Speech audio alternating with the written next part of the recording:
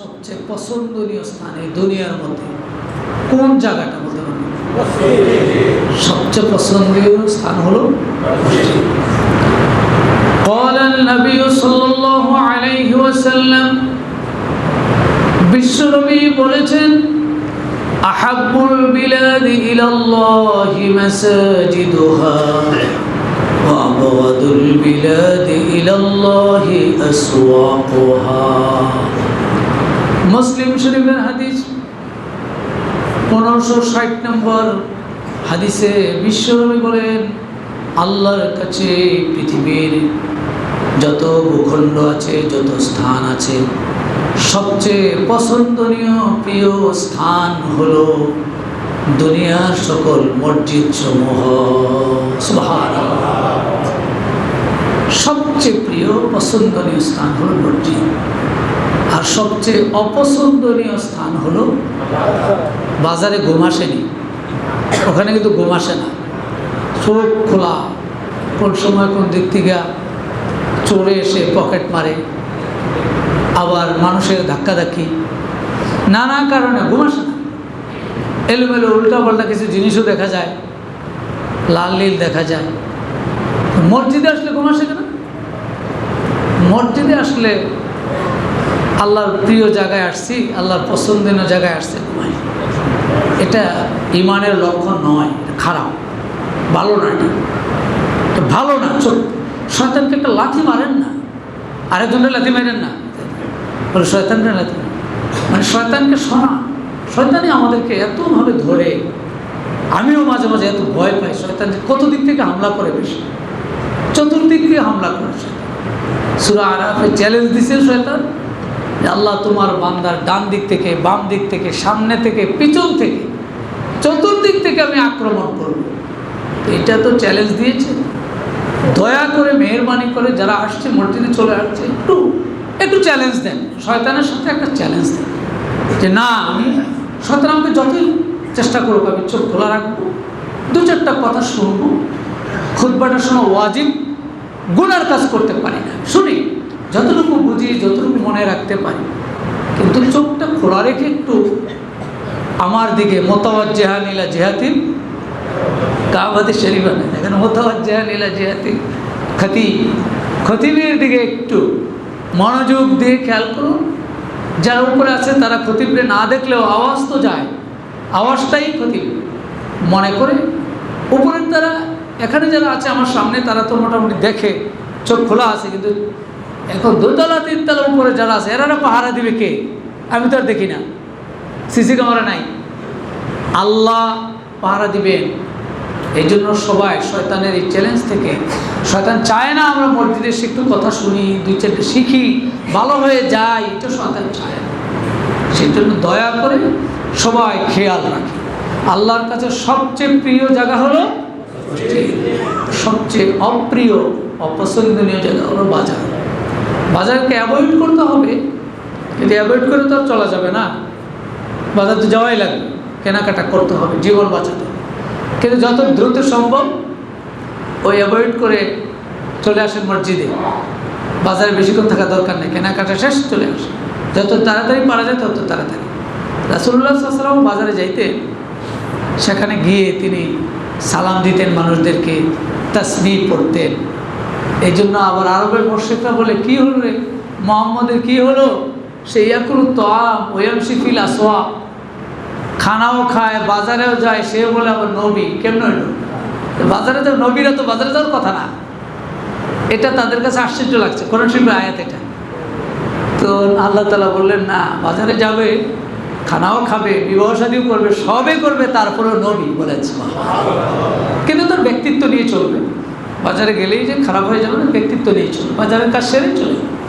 এভাবে সতর্ক থাকতে হবে, যেহেতু বাজারটা আল্লাহর কাছে বেশি ভালো জায়গা নয়। হাদিস এখানে আছে, সেই মুসলিমের হাদিস, যতটুকু সম্ভব অ্যাভয়েড করা, আর যত বেশি সময় দেওয়া যায় মসজিদে দেওয়া পারা যাবে। সালাম ফিরানোর অর্ধেক শেষ, আসসালামু আলাইকুম ওয়া রাহমাতুল্লাহ, আসসালামু আলাইকুম ওয়া শেষ হয় নাই, দৌড় মারছে কিছু লোক, মানে এত তাড়াহুড়া, ইমাম সাহেব সালাম ফিরে সারতেও পারে না। কেন? এত অস্থির কেন? মসজিদটার মধ্যে আল্লাহর প্রিয় জায়গা, এত অস্থিরতা কেন? এটা ইমানের ভালো লক্ষণ নয়, ক্ষতির কারণ। চেষ্টা করতে হবে যতদূর সম্ভব জীবনের একটা বড় সময় আল্লাহর ঘরে দেওয়ার জন্য। আল্লাহ তৌফিক দান করুক বলি আমি। আমরা আগের জুমাগুলোতে, গত জুমায় তো আসি নাই, না অন্য একজন ছিলেন, আমরা যে আলোচনাটা করছিলাম গত জুমায় গ্রামে ছিলাম, ওখানেও গেছি। ইমাম সাহেবকে হুজুর আপনি নামাজ পড়াইতে হবে। আমি ছুটিতে আছি, ছুটি চলবে না। তো ওখানে কেউ নামাজ পড়ানো লাগছে, জুমা পড়ানো লাগছে, খুতবা দেওয়া লাগছে, নামাজ সব পড়া লাগছে। তো আসলে আমাদের ছুটি নেই এক হিসাবে, যেখানে যে এখানে কাজ করতে হয়। তো এখন আমরা আদাবু ইয়াউমিল জুমা, কয়েকটি জুমায় আমরা জুমার দিনের অনেকগুলো আদব নিয়ে আলোচনা করেছিলাম। জুমার দিনের কিছু বিশেষ আমল বলার চেষ্টা করেছি। আজকে আমরা আদাবুল মসজিদ,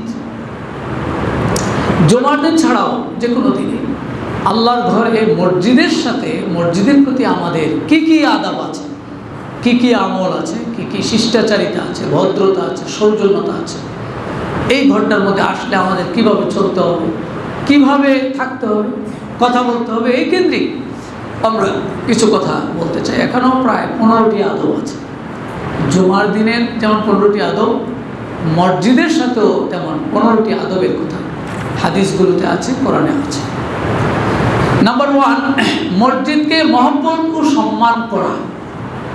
1 নম্বর আদব এটা। আমার সবচেয়ে মহব্বতের স্থান হবে মসজিদ এবং সবচেয়ে সম্মান প্রদর্শনের স্থান হবে মসজিদ। কোরআন কারীমের সূরা জিনে আল্লাহ তাআলা বলছেন, সূরার নাম হলো জিন। জিন দেখলে ভয় পান না? জিন তো আর দেখা যায় না, কিন্তু আল্লাহ তাআলা রাসূলের কাছে জিনেরা এসে ইসলাম গ্রহণ করেছে, মুসলমান হয়ে গেছে। সুবহানাল্লাহ। তায়েফ থেকে মাইর খাইলেন রাসূল, রক্তাক্ত হয়ে গেলেন।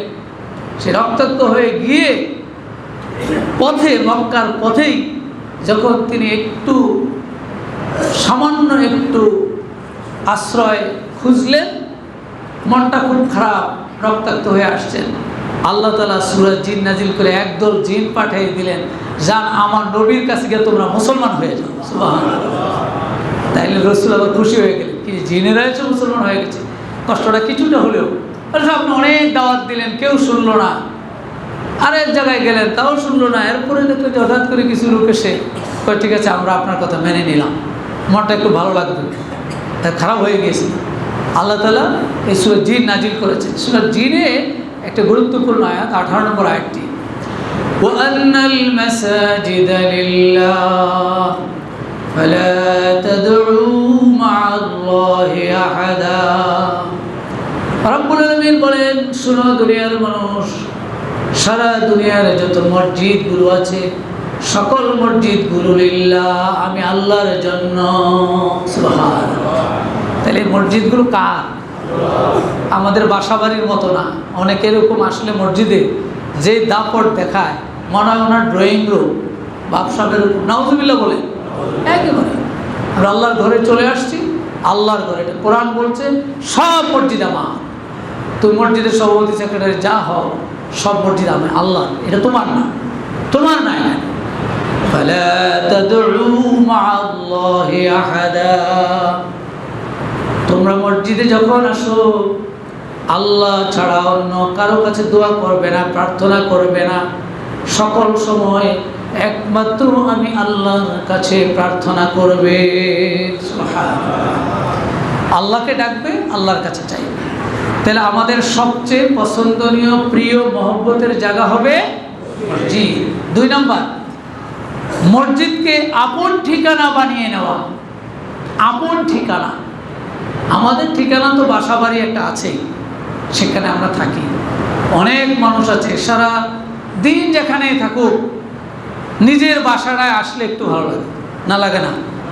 দেখেন সারাদিন বিভিন্ন বাসায় গেছেন, বিভিন্ন অফিসে গেছেন, সব কিছু করে চাকরি করে কাজকর্ম করে যখন বাসায় একটু আসেন, একটু স্বস্তি লাগে। সেই বাসা এসি থাকুক না থাকুক, হয়তো সব বাসায় এসি নেই, সব বাসায় এত সুন্দর ডেকোরেটেড না, তারপরেও ভালো লাগে। এসি রুম থেকে আসছেন, কিন্তু আপনার বাসায় যখন আপনি আসলেন একটু ভালো লাগে না? লাগে কি না? ঘুমাইলে কেউ লাগে কিনা বলেন? রাসূলুল্লাহ বলেছেন একজন মুমিনের সবচেয়ে ভালো লাগার জায়গা হলো মসজিদ। আন আবি দারদা আন্না নবী সাল্লাল্লাহু আলাইহি ওয়াসাল্লাম قال বিশ্ব নবী বলেছেন আল মসজিদু বাইতু কুল্লি তাকিন, মসজিদ হলো সকল মুত্তাকিদের আসল বাড়ি। সুবহানাল্লাহ। বাইত, বাইত মানে বাড়ি, ঘর, ঠিকানা। মুত্তাকি যারা আল্লাহকে ভয় করে চলে তারা আসল ঠিকানাটা, আসল বাড়িটা, আসল আশ্রয়ের জায়গাটা মসজিদ। ভালো লাগে এখানে আসে, তার ভালো লাগে এখানে আসে, একটু থাকতে চায়, খুব চটপট করে না। এই জন্য মসজিদ হলো, মসজিদকে বলা হয়েছে মোমেনদের। পানিতে মাছ যেমন স্বস্তি পায়, আর সামাকু ফিল মা, পানিতে মাছ যেমন স্বস্তি পায়, মাছ পানি থেকে মাছটা উঠালে সে কিন্তু ছটফট করে, খেয়াল করে পানিতে দিয়ে দেন, খুব আরামে ঘুরে দৌড় মারে স্বস্তির সাথে। আর আল মোমেনও ফিল মসজিদ, মোমেন মসজিদে এমনভাবেই স্বস্তি পায় যেমন পানিতে মাছ স্বস্তি পায়। বলেন সুবহানাল্লাহ। আর আত-তায়রু ফিল কাফাস, খাসার মধ্যে পাখি যেমন ছটফট করে, আল মুনাফিকু ফিল মসজিদ, মুনাফিক মসজিদে আসলে এরকম ছটফট করে। বলেন নাউজুবিল্লাহ। তাহলে আমরা কি মুমিন হব না মুনাফিক হব? খেয়াল রাখতে হবে, এটাকে মুনাফিক হওয়ার বৈশিষ্ট্য করা যাবে না। আসছি, নামাজটা পড়লাম, সালাম ফিরেলাম, দুই চারটা দোয়া কালাম যে যতটুকুই জানি একটু সময় দিয়ে এরপরে আমরা যাই, যেন অস্থির হয়ে না যায়। আর যারা জুতা চুরি করতে আসে এরা তো আর নামাজে আসে না, আর এরা তো মুনাফিকও না, এরা আরও খারাপ। এরা তো জুতা চুরি করতে আসছে, সুতরাং অত নামাজ কালাম নাই, সালাম নাই, এ সুযোগ খুঁজবে কখন আপনি সিজদায় গেলে আপনার জুতা নিয়ে যাবে। বলেন নাউজুবিল্লাহ। জুতা চোরেরাও শুনে আমার ওয়াজ, শুনতে আসে, হুজুরে কি করিনি, বুঝলো কেমনে, আমারটাও নিয়ে যায় কিনা এই ভয়ে আমি মাঝে মাঝে থাকি। আল্লাহ হেদায়েত দান করুক, বলি আমিন। আল মসজিদু বাইতু কুল্লি তাকিন, বিশ্বনবী বলেন মুত্তাকিদের আসল বাড়ি হলো, ঠিকানা হলো মসজিদ। ওয়া তাকাফফালাল্লাহু লিমান কানাল মসজিদু বাইতাহু, আল্লাহ রাব্বুল আলামিন ওই ব্যক্তির দায়িত্ব গ্রহণ করে নেন যেই ব্যক্তি মসজিদটাকে তার ঠিকানা বানাইয়া নেয়। সুবহানাল্লাহ। স্বস্তির জায়গা বানাইয়া নেয়। বিররূহি ওয়ার রাহমাতে, আধ্যাত্মিকতা এবং তার আল্লাহর পক্ষ থেকে দয়া প্রদর্শনের জন্য সে তার ওই মসজিদটাকে ঠিকানা বানাইয়া নেয়। ওয়াল জাওয়াজি আলাস সিরাতি ইলা রিদওয়ানিল্লাহি ইলাল জান্নাহ, এবং ফুলসিরাত পার হইয়া আল্লাহর সন্তুষ্টি অর্জন করে জান্নাতে যাওয়ার জন্য সে মসজিদটাকে মাধ্যম হিসেবে, অর্থাৎ মসজিদকে তার ইবাদতের জায়গা বানাইয়া নেয়। সুবহানাল্লাহ। ঘরে নামাজ না মসজিদে নামাজ? নামাজ মসজিদ, মসজিদে নামাজ যতদূর সম্ভব মসজিদে চলে এসে নামাজটা আদায় করতে হবে। টার্গেট আল্লাহর আধ্যাত্মিকতা আমরা পাবো, আল্লাহর মারিফাত পাবো, আল্লাহর দয়াটা পাবো, আর সবচেয়ে বড় আল জাওয়াজ ইলা সিরাত, ফুলসিরাতটা পার হওয়ার জন্য এই মসজিদটা একটা মাধ্যম হয়ে যাবে। বলেন সুবহানাল্লাহ। রাসূলুল্লাহ হাদিসে বলেছেন ফুলসিরাতের গোড়ায় গেলে আপনি দেখবেন অনেকে বিদ্যুতের মতো পার হয়ে যাচ্ছে, আর অনেকে পা দেওয়ার সাথে সাথে জাহান্নামের মধ্যে পড়ে যাচ্ছে। মসজিদ যার আসল ঠিকানা ছিল, ভালোবাসার জায়গা ছিল, সে দ্রুত গতিতে বিদ্যুতের ন্যায় ফুলসিরাতটা পার হয়ে জান্নাতে চলে যাবে। সুবহানাল্লাহ। 3 নম্বর হলো মসজিদের সাথে হৃদয়ের সম্পর্ক রাখা। এটাও একটা মসজিদের প্রতি আমাদের আদব। মসজিদের অন্যতম আদব হলো হৃদয়ের গভীর সম্পর্ক হবে মসজিদের সাথে। হাদিস শরীফে আছে, আন আবি হুরায়রা আনিন নবী সাল্লাল্লাহু আলাইহি ওয়াসাল্লাম قال سبعة يظلهم الله يوم القيامة في ظله يوم لا ظل إلا ظله। আবু হুরায়রা বর্ণনা করেছেন, রাসূল বলেন 7 ব্যক্তি এমন হবে যারা কিয়ামতের কঠিন ময়দানে, হাসরের মাঠে আল্লাহর আরশের নিচে স্থান পাবে, যেদিন আল্লাহর আরশের ছায়া ছাড়া কোনো ছায়া থাকবে না। কয় ব্যক্তি? 7 ব্যক্তি। কয় ব্যক্তি বলেন? তার মধ্যে এক ব্যক্তি হলো রাজুলুন কলবুহু মুআল্লাকুম বিল মসজিদে ইদা খরাজা মিনহু হাত্তা ইয়াউদা ইলাই। ওই ব্যক্তি যার হৃদয় মসজিদের সাথে যুক্ত থাকে, যখনই মসজিদ থেকে বের হয়ে যায় আবার মসজিদে আসার জন্য তার হৃদয়ে বেকুল থাকে, ওই ব্যক্তিটি সেই কঠিন ময়দানে আরশে আজিমের নিচে স্থান পাবে।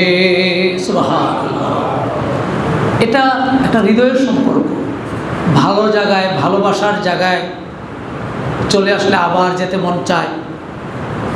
যেমন কাবা শরীফকে মানুষ ভালোবাসে, মক্কায় হজ উমরায় গেলে আসার সময় মনটা কাঁদে, আবারও যেতে চায় না, চায় না? যারা গেছেন তাদের মনটা একটু চায় না আবার যেতে? সিনারিগুলো আবার আসে, কাবার সিনারিটা, তাওয়াফের সিনারি, সাফা মারওয়া, এই যে জায়গাগুলো আবার ভাসে, মনটা চায় আবার একটু দৌড় দিয়ে চলে যায়, যদি কাছে হতো দৌড়িয়ে দেওয়া যেত। এরকম একটা আবেগ তৈরি কাজ করে। ঠিক মসজিদটাকে যারা এভাবে আবেগের জায়গা বানাতে পারে, রসুল বলে আরশে আজিমের নিচে সেই ব্যক্তিকে স্থান দেওয়া হবে। সুবহানাল্লাহ। 5 নাম্বার হলো, 4 নাম্বার আরেকটা হাদিস এখানে আছে। আন আবি হুরায়রা আন্না নবী সাল্লাল্লাহু আলাইহি ওয়াসাল্লাম قال মান গাদা ইলাল মসজিদে আও রাহা আ'আদাল্লাহু লাহু ফিল জান্নাতি নুজুলান কুল্লামা গাদা আও রাহা। বুখারী 662, মুসলিম 1556, 2 জায়গায় হাদিসটি আছে। আবু হুরায়রা রাদিয়াল্লাহু তাআলা বলেন, যে ব্যক্তি সকালে অথবা সন্ধ্যায় মসজিদে যায়, আল্লাহ তার জন্য জান্নাতের মধ্যে আপ্যায়নের ব্যবস্থা রেখে দেন। সুবহানাল্লাহ। সকালে আর সন্ধ্যায়, মাঝখানে লাগবে না। তা আল্লাহ রসুল যে বললেন সকাল আর সন্ধ্যা, বলে সকাল সন্ধ্যা বলে আসলে যেই লোকটা সকালেও যায় সন্ধ্যায়ও যায়, মাঝখানেও সে যাবে, অভ্যাস হয়ে যাবে তা। আবার যদি আমরা বলি সকাল সন্ধ্যা হরতাল, সকাল সন্ধ্যা হরতাল, অর্থ কি? সকালে একটু সন্ধ্যা একটু, না পুরো দিন। এটা কিন্তু বাংলায়ও আমরা বুঝি, এই জন্য রাসূলুল্লাহ বলেছে সকালে আর সন্ধ্যায় যায় মানে হলো গোটা দিন, অর্থাৎ তার মসজিদের সাথেই একটা হৃদয়ের সম্পর্ক থেকে যায়। রাসূল বললেন যে এই ব্যক্তির জন্য আল্লাহ তাআলা জান্নাতের মধ্যে নুজুলান, স্পেশাল আপ্যায়নের ব্যবস্থা রাখবেন। সুবহানাল্লাহ। আল্লাহর পক্ষ থেকে আপ্যায়ন ব্যবস্থা রাখবেন। তো ফজরের জামাতে আমরা লোক কম পাই, তাই না? মাশাআল্লাহ, মাগরিবে যেমন মসজিদ ভরে, ফজরে কিন্তু ভরে না। ঘুমের কারণে হতে পারে, কিছু সমস্যা আছে, কিন্তু সর্বাধিক চেষ্টা করতে হবে ফজর এর নামাজটাও জামাতে আদায় করার জন্য। আল্লাহ তৌফিক দান করুক বলি আমিন। 4 নম্বর হলো পবিত্র হয়ে মসজিদের উদ্দেশ্যে বের হওয়া। পবিত্র হয়ে মসজিদের উদ্দেশ্যে বের হওয়া, মসজিদে এসে ওযু করা না ওযু করে আসা? এই হাদিসটা দেখেন কি বলে। আন আবি হুরায়রা আন্না নবী সাল্লাল্লাহু আলাইহি ওয়াসাল্লাম قال, আবু হুরায়রা হাদিসটি বর্ণনা করেন, মুসলিম শরীফের 1407 নম্বর হাদিস এটা। বিশ্বনবী বলেন, মান তাতাহহারা ফি বাইতিহি, যে ব্যক্তি তার ঘরে পবিত্রতা অর্জন করলো, সুম্মা মাদা ইলা বাইতিন মিন বুয়ুতিল্লাহ, এরপর আল্লাহর ঘর সমূহ থেকে যে কোনো একটা ঘরের উদ্দেশ্যে রওনা দিল তথা মসজিদের দিকে, লিয়াকুদিয়া ফারিদাতাম মিন ফারাইদিল্লাহ, আল্লাহ রাব্বুল আলামিন তার উপরে যে ফরজ বিধানগুলো দিয়েছেন, সালাতের ফরজ দিয়েছেন, সেই ফরজগুলি সে আদায় করার জন্য রওনা দিয়ে গেল। কানাত খুতুওয়াতুহু ইহদাহা তাহুত্তু খাতিআতান ওয়াল উখরা তারফাউ দারাজাতান। নবী বলেন তার প্রতিটি কদমের মাধ্যমে আল্লাহ রাব্বুল আলামিন একটা করে গুনাহ ডিলিট করে দেন। সুবহানাল্লাহ। তাহুত্তু খাতিআতান, একটা গুনাহ বাদ, একটা কদম দেয় এক গুনাহ বাদ, এক কদম দেয় আরেক গুনাহ বাদ, এভাবে দিতে থাকেন।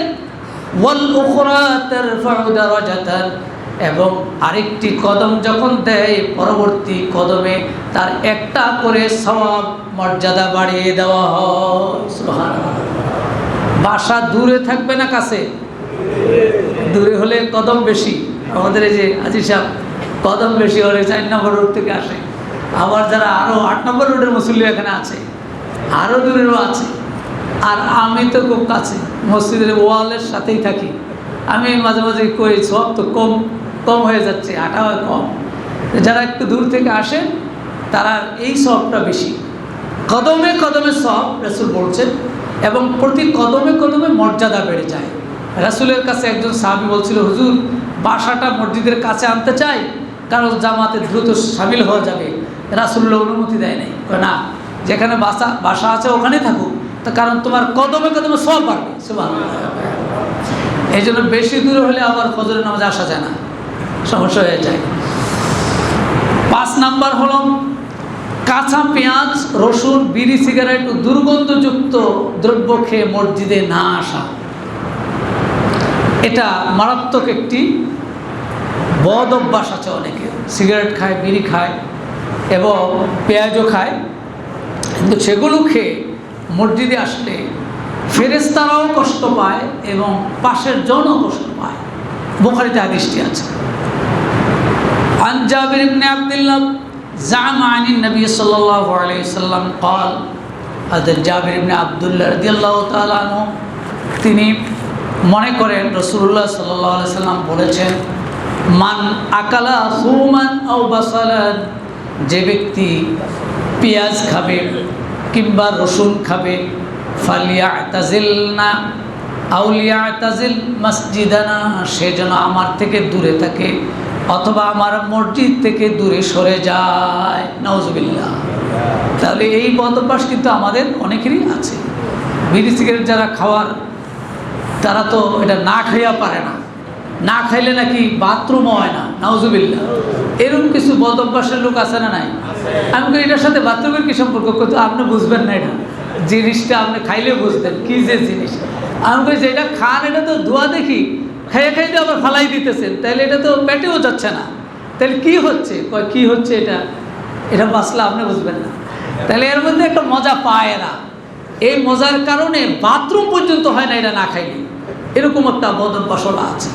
রাসূলুল্লাহ বলছেন, ঠিক আছে তোমার এই বদ অভ্যাস, কিন্তু মসজিদে যখন যাও তখন এটা পরিহার করে গন্ধটা যেন না আসে এই অবস্থায় তুমি যাও। এটা বুখারীতে হাদিসটি 5452। নাসাই শরীফের একটি হাদিস আছে, এটাও জাবের রাদিয়াল্লাহু তাআলা বর্ণনা করেন। মান আকালা মিন হাযিহিশ শাজারা, যে ব্যক্তি এই গাছগুলো থেকে কিছু খাইবে, এটা বলে রাসূল বলেন, আউয়ালা ইয়াউমিন আসুমি, প্রথম দিন তিনি রসুনের কথা বললেন, ওয়াল বাসালি, এরপরে তিনি পেঁয়াজের কথা বললেন, ওয়াল কুররাসি, কুররাসের কথা বললেন। কুররাস হলো পেঁয়াজ জাতীয় আরেকটি সবজি জাতীয় খাবার। এগুলো যে খাইবে, ফালা ইয়াকরাবনা ফি মাসাজিদানা, সে যেন আমাদের মসজিদের ধারে কাছেও না আসে। ফাইন্নাল মালাইকাতা তাতাআজ্জা মিম্মা ইয়াতাআজ্জা মিনহুল ইনস, নবী বলেন ফেরেশতারা কষ্ট পায়, মানুষ যেগুলো থেকে কষ্ট পায় ফেরেশতারাও সেটা থেকে কষ্ট পায়, সুতরাং এটা তোমরা পরিহার করে চলবে। মসজিদের সাথে আদব, মসজিদের একটি অন্যতম আদব হলো এই জাতীয় দুর্গন্ধযুক্ত খানা পরিহার করা। এগুলি পরিহার করার পরেও কিছু লোক আছে কি এগুলো খায় না, তাও মুখ থেকে গন্ধ আসে না, আসে না, খুবই মারাত্মক গন্ধ আসে। এটা আপনি চেষ্টা করতে হবে সর্বোচ্চ। এই জন্য তো রাসূলুল্লাহ বলছেন, প্রতি মুহূর্তে আমি আমার উম্মতদেরকে সিওয়াকের কথা বলি, মিসওয়াক। এটা করলে তাহলে এই দুর্গন্ধটা চলে যায়। 5 ওয়াক্ত নামাজে যদি করে, যেহেতু মসজিদে যাবে, আশেপাশে বিভিন্ন স্বভাবের বিভিন্ন পরিবেশের মানুষ এখানে একত্রিত হয়, সবাই কিন্তু সবটা গ্রহণ করতে পারে না, সবাই সবটা। এই জন্য রাসূল বলছেন না যে তোমরা মসজিদে গেলে একটু আতর লাগাও, সুগন্ধি ব্যবহার করো, তাহলে হয়তো কিছুটা সেফ হবে, চেষ্টা করতে হবে। 6 নাম্বার, ডান পা দিয়ে দোয়া পড়ে মসজিদে প্রবেশ করা এবং বাম পা দিয়ে বের হওয়া। মনে থাকে না, থাকে না, কয় হুজুর মসজিদ থেকে বের হওয়ার সময় কলটা আসছে, মোবাইলে কল আসছে, কোন পা দিছি মনে নেই, আবার ঢোকার সময় তো কল লইয়া ঢুকে মসজিদে, আসে না নাই, কল চলতেছে, মসজিদে ঢুকতেছে, কোন পায়ের খবর আছে, আর দোয়া করবে কোন সময়। এটা চরম বেয়াদবি। আল্লাহর ঘরের সাথে ঢুকতেছে, আগে রেডি করেন, মোবাইল আগে বন্ধ করেন, সাইলেন্ট করে, এগুলি করে মসজিদে ঢোকার সময় রাসূলুল্লাহ আমাদেরকে এগুলো শিখিয়েছেন। আন আনাস আন্নাহু কানা ইয়াকুলু মিনাস সুন্নাতি, আনাস ইবনে মালিক রাদিয়াল্লাহু তাআলা হাদিসটি বর্ণনা করেছেন। তিনি বলেন বিশ্বনবীর সুন্নাতের অন্তর্ভুক্ত হলো ইদা দাখালতাল মসজিদা, যখন তোমরা মসজিদে প্রবেশ করবে, আন তাবদা বিরিজলিকাল ইউমনা, তোমরা তোমাদের ডান পাটাকে আগে দিবে, ওয়াইদা খরাজতা আন তাবদা বিরিজলিকাল ইউসরা, যখন বের হবে তখন তোমাদের বাম পাটা আগে দিবে। ডান পা প্রবেশে বের হওয়ার সময় বাম পা দিয়ে বের হবে।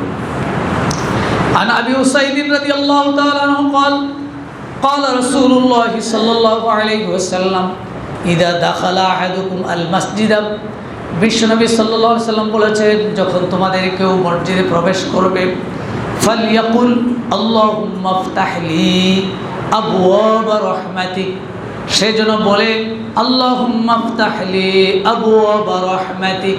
রাসূল এটা বলছেন, সে যেন বলে, অবশ্যই বলে, আমরের সিগা দিয়ে রাসূল বলছেন আদেশ যে সে যেন এটা বলে আল্লাহুম্মা ইফতাহ লি আবওয়াব রাহমাতিক। এখন আপনি যে মোবাইল কল করতে করতে ঢুকলে এই দোয়া তো আর করা হলো না, দোয়া তো মিস হয়ে গেল। তো কত দামি দোয়া এটা, দেখে মুমিন আল্লাহর ঘরে ঢুকবে ডান পাটা দিয়ে আর পড়বে আল্লাহুম্মা, হে আল্লাহ, ইফতাহ লি, আপনি আমার জন্য খুলে দিন, আবওয়াব রাহমাতিকা, আপনার রহমতের দরজাগুলি খুলে দিন। সুবহানাল্লাহ, কত প্রয়োজন আমাদের আল্লাহর রহমতের, কত প্রয়োজন।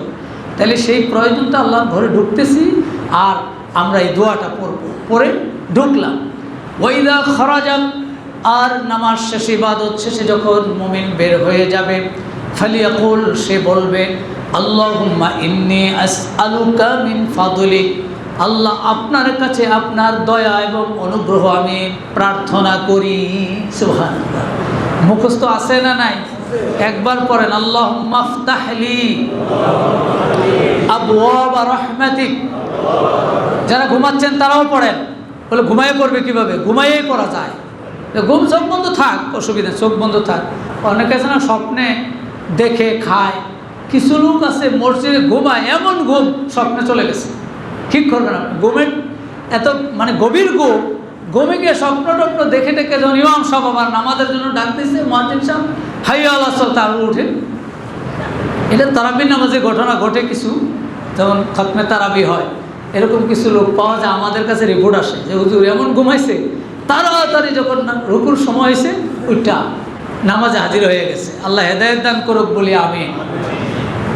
আল্লাহুম্মা ইফতাহ লি আবওয়াব রাহমাতিক, আর বের হওয়ার সময় আল্লাহুম্মা ইন্নী আসআলুকা মিন ফাদলিক।